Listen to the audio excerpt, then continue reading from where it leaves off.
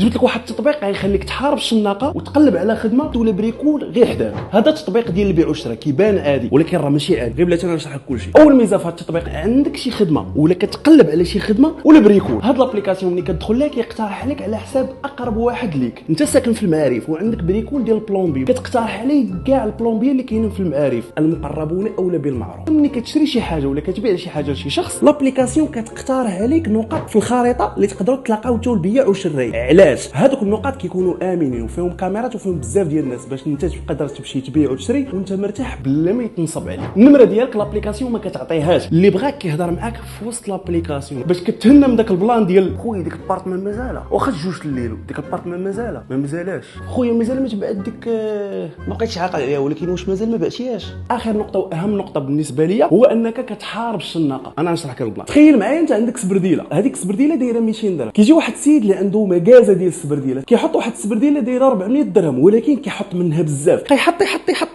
يعني ملي كيدخل شي كليان باغي يشري سبرديله ما كتبانلوش ديالك وكيسحب له هذاك هو الثمن. فهاد لابليكاسيون لا بروغراماسيون ديالها كتمنع هاد المساله باش انت والاخر كتكونوا سواسيه. والبيع والشراء حتى هما عندهم واحد البلاصه في لابليكاسيون اللي يقدروا يخدموا فيها ولكن كتكون خاصه الناس اللي عندهم بزاف ديال السلعه. هاد لابليكاسيون تقدروا تيليشارجيوها بشكل مباشر من البلاي ستور الناس اللي عندهم اندرويد وحتى الناس اللي عندهم ايفون في الاب ستور. وهادشي اللي كاين.